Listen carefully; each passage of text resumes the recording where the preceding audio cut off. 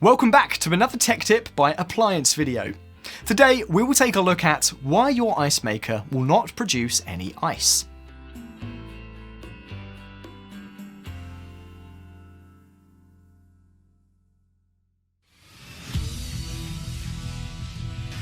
Be sure to visit ApplianceVideo.com, where you will find thousands of repair videos on the latest technology.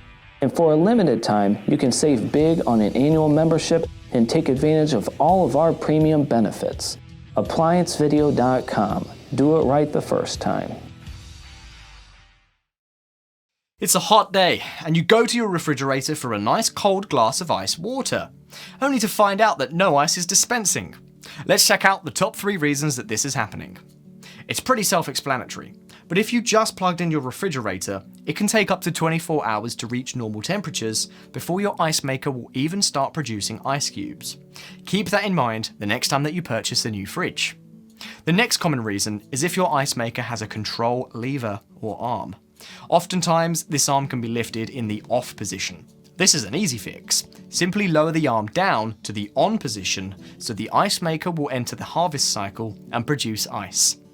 Lastly, you may have a water supply issue going into the ice maker. Stick your finger into the ice maker tray to see if you feel ice. If you do not feel any ice in the tray, that means you have no water running to the ice maker.